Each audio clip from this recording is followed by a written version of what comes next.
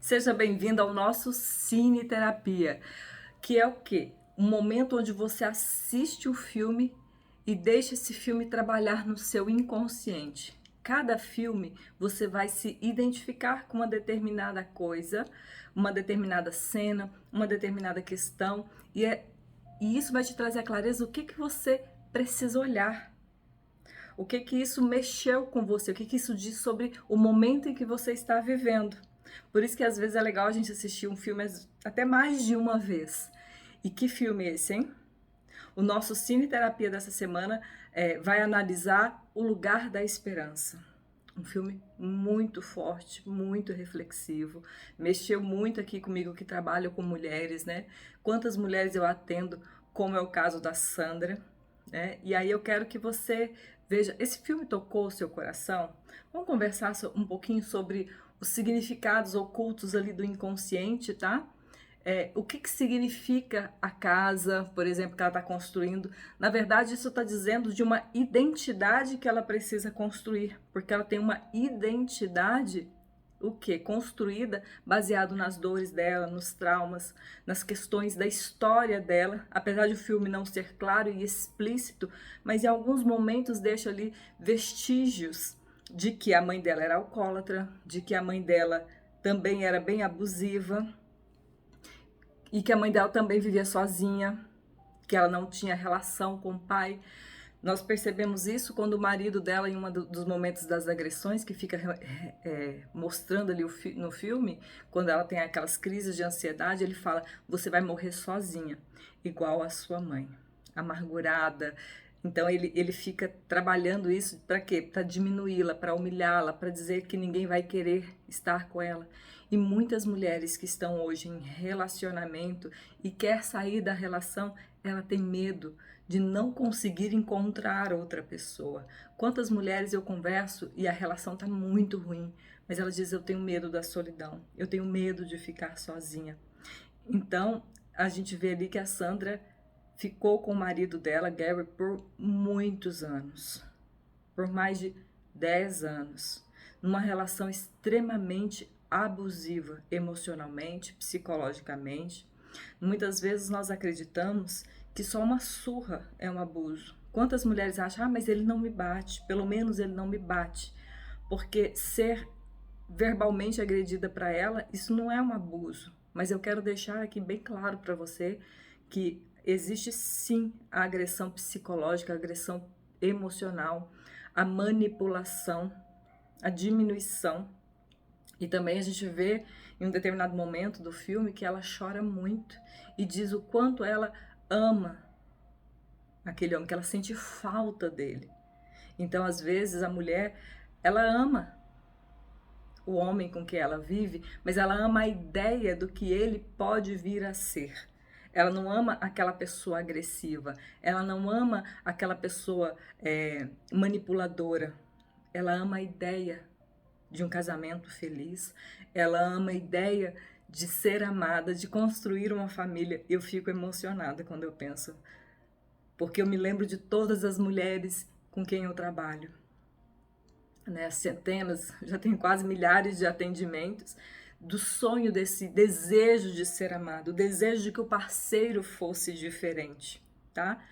Então, nós podemos observar ali, do que falando do coração, mas deixa eu pegar minha cola ali, né?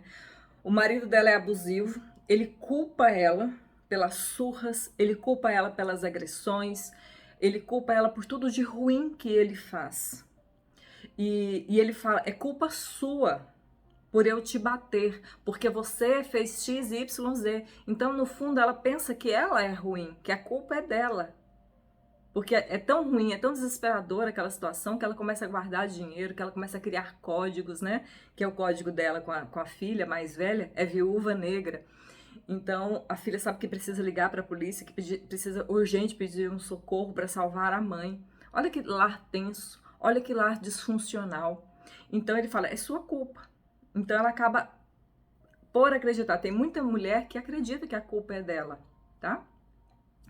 Então, ela tem um trabalho de quê? Ela é faxineira. Se você observa ali, o chefe dela é extremamente abusivo, tá? Humilha ela, diminui, não quer compreender tudo que ela está vivendo. Então nós vemos ali que a relação dela com os homens é disfuncional, ok? E como eu te disse, a mãe dela também tem uma história disfuncional e ela se torna faxineira igual a mãe. Até o momento, ela está apenas o quê? Repetindo a história da sua mãe. Tanto que ela trabalha numa casa que era a mesma casa que a mãe dela trabalhou uma vida toda, com aquela doutora, que é a mulher que apoia, que acaba auxiliando ela nesse processo. Ela tá vivendo o quê? A história da mãe dela, vivendo relações com a mãe dela, trabalhando com a mãe. Então ela precisa romper isso, mas ela não tem forças, até que ela começa a pedir ajuda, até que ela não aguenta mais sofrer. E aqui eu deixo uma reflexão. Quanto a mulher consegue sofrer? Até quando é necessário sofrer para que se tome uma decisão? Tem mulheres que sofrem a vida inteira sem nunca tomar uma decisão, sem nunca se posicionar. Ok? Então eu quero te deixar essa reflexão, tá? Então ela é uma mulher que está sozinha, sem lugar para morar, sem dinheiro, sem estrutura para criar as suas duas filhas, que estão muito assustadas, muito traumatizadas por tudo que elas presenciaram, em especial a mais nova, né, que passa a temer o pai profundamente. Então, a filha mais velha é quem sai para pedir o socorro e não vê a última surra que ela leva, onde feriu a mão dela, onde ela... É a cena que fica se repetindo o filme todo, né? Ela vive com medo, ela vive tensa, ela fica achando que ela não vai dar conta, se sentindo incapaz, se sentindo impotente, dependendo da ajuda dos outros. Ela é dependente em todos os sentidos, até que ela encontra a força dentro dela para dizer: chega, basta, eu preciso de ajuda. E começa a pedir ajuda, tá? É muito importante saber pedir ajuda e para quem se pede ajuda, ok?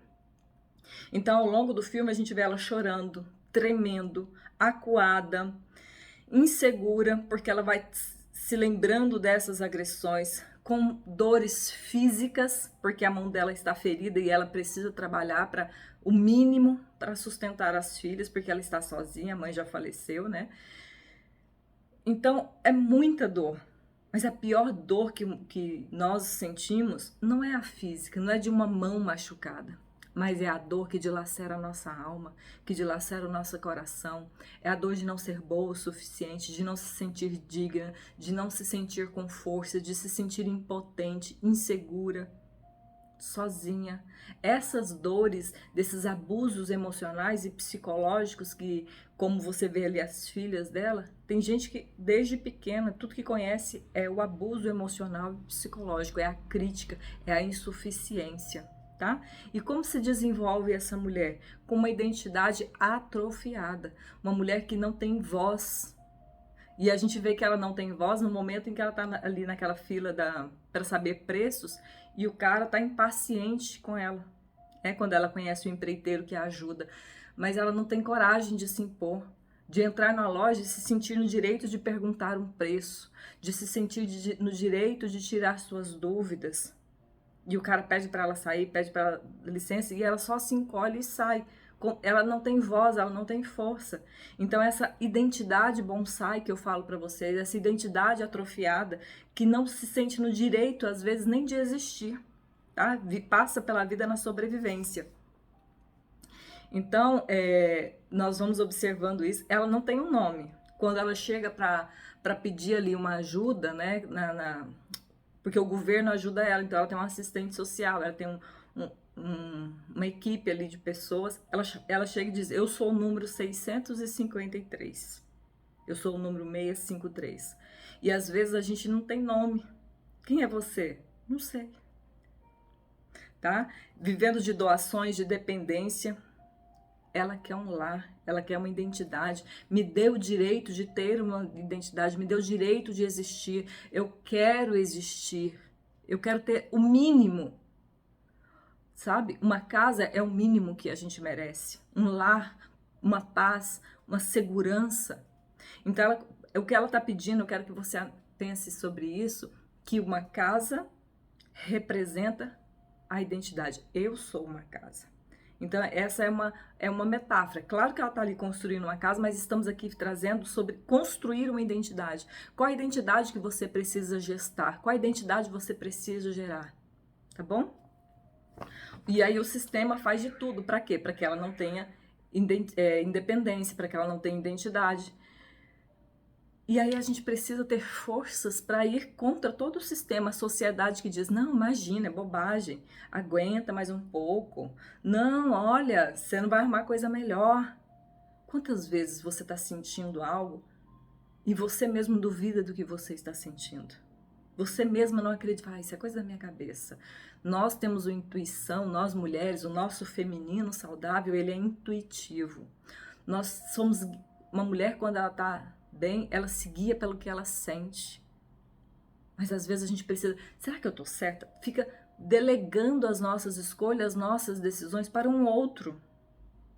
Para a nossa mãe, para o nosso marido, para uma melhor amiga, para um chefe, para um governo. Não. Nós precisamos começar a ter a coragem de nos posicionar e dizer, eu quero ser livre, eu quero ter uma identidade, eu quero ter uma casa, eu sou a minha casa e eu quero ter condições mínimas para viver com dignidade, tá? Então, independente, o sistema faz tudo, como eu te disse, né? Para que a mulher não exista. Então é preciso o quê? Muita coragem para existir. É preciso muita coragem, muita determinação, muita dedicação para pedir ajuda, em especial para receber ajuda, porque a doutora é a mulher que vai dar para ela, e eu quero que você imagine que ali tem uma casa o quê? Pequenininha, uma casa abandonada, cheia de mato, porque é assim que o inconsciente dela está. E aí ela fala assim, mas por que você vai me dar isso aqui?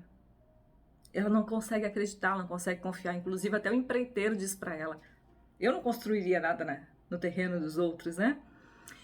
Mas a doutora também tem as suas próprias questões, porque ela não conseguiu salvar alguém. E o filme não deixa claro se é a filha dela, se é a neta dela. Então ela faz isso o quê? Como uma compensação. Ela vai ajudar a Sandra com as suas filhas e isso inclusive revigora, resgata a saúde dela, faz bem para ela. Então aquela casa era onde a criança, né, brincava, onde era o espaço dessa criança que morreu, que a gente o filme não deixa claro ali. Mas ela faz isso com o quê? Com o intuito de compensação, de se redimir, de fazer algo bom para a Kátia. E a Kátia tem muita dificuldade para receber. Então, como é receber para você? Como é pedir ajuda para você? Já parou para pensar nisso? Então, a doutora dá esse terreno e aí é aí que vai se revelando, né, as histórias da mãe. É ali é nesses momentos que a gente vai descobrindo que a mãe dela era alcoólatra, que a mãe dela era faxineira também. Então é por isso que eu falo pra você, ela tá vivendo a história de quem? Da mãe. Ela ainda não tem identidade própria, ela ainda não tem história própria. Tudo que ela tá fazendo é velho, é o conhecido. E ela precisa, o quê? Enfrentar aquele marido. E aonde ela enfrenta o marido? Quando o marido tenta tomar as filhas dela. Por quê? Porque ele aparece para ela todo bonzinho, olha, eu mudei, eu tô fazendo terapia, eu tô isso, eu tô aquilo, olha, vamos, a gente pode tentar de novo, olha a minha mãe aqui. E a gente descobre o quê? Que a história dele também é de abusos, que ele via o pai dele batendo na mãe, que o pai dele é crítico, que o pai dele é agressivo. Ele também está apenas repetindo a história do lar dele. Então é por isso que eu falo para vocês, nossas relações são complementares. Ela que viu muitos abusos a vida inteira e ele que viu o pai abusando a vida inteira. Nós temos um abusador, nós temos um algoz e nós temos uma vítima. Então, ela precisa o quê? Ela precisa parar de maquiar. Tanto que quando ela tá ali ali no julgamento, a doutora chega para ela e tira a maquiagem. Fala para ela, mostra a verdade, fala a verdade. Porque muitas vezes a gente está maquiando a verdade. Ah, não, ele não é tão ruim assim. Ah, não, imagina, isso é coisa da minha cabeça. A mulher tem vergonha de contar, porque ainda, infelizmente, há muito julgamento, sabe? Sobre abusos, sobre a mulher que está em uma relação tóxica. Ah, mulher de malandro, ah, não sei o quê. Então, muitas vezes a mulher não tem forças. Então, a doutora vem, limpa o rosto dela e fala, a verdade. É preciso que a verdade seja dita. É preciso que você lide com a verdade, tá? Então, ela vai, tira toda essa maquiagem e vai lá e conta a verdade. Sim, eu estou construindo uma casa. Sim, a minha filha não quis vê-lo mais. Mas por que a minha filha não quis ver? Eu ouvi a minha filha, eu dei atenção ao que a minha filha estava me dizendo, porque a minha filha presenciou tudo. Contar a verdade, se posicionar, mesmo que isso doa, porque ela chora por amar essa idealização do que seria esse marido. Então é preciso olhar a verdade e dizer: sim, eu estou em uma relação tóxica, eu estou em uma relação abusiva, sim, eu desejo algo que não é real, eu desejo isso, sim, eu amo esse homem, mas eu mereço mais, tá doendo, tá me dilacerando, mas eu estou escolhendo um caminho de construir algo novo, tá? Então, ele faz de tudo para quê? Para mentir, para enganar, e ela precisa dizer a verdade. Para quem? Para ela. Então ela começa a construir aquela casa com todas aquelas bases, com todos os alicerces da verdade. Então, muitas vezes é preciso que você pare e olhe para a tua vida e olhe para a real. Sim, os frutos do meu relacionamento não é saudável, não é bom, é tóxico, é abusivo. Sim, eu estou vivendo a história da minha mãe. Sim, eu não tenho identidade, eu não tenho força, eu não tenho voz. Sim, eu vivo tomando decisões baseadas no que os outros querem, no que os outros esperam. Sim, eu preciso desenvolver a minha identidade. Sim, tá doendo. Sim, eu gosto de um homem tóxico. Sim. E a gente precisa começar a viver, entendeu? A realidade. E o homem abusivo não muda. Quando ela tá com a casa linda, pronta, o que ele faz? Ele coloca fogo. O homem abusivo, ele pode até dizer: mudei, eu vou mudar, eu busquei terapia, eu isso, eu aquilo. Mas a verdade é que é preciso muita dedicação para que nós possamos de fato mudar padrões. É preciso muita humildade, muita coragem. Como ela tomou uma decisão e foi em busca. Mas ele não, ele só queria fazer um jogo de manipulação com ela, tá? Aquele cara que bebe e fala: ai, desculpa, eu nunca mais vou beber. Aquele homem que humilha, que diminui, que agride. Ai, foi mal, eu tava nervoso. Então ele vai lá e coloca fogo na casa.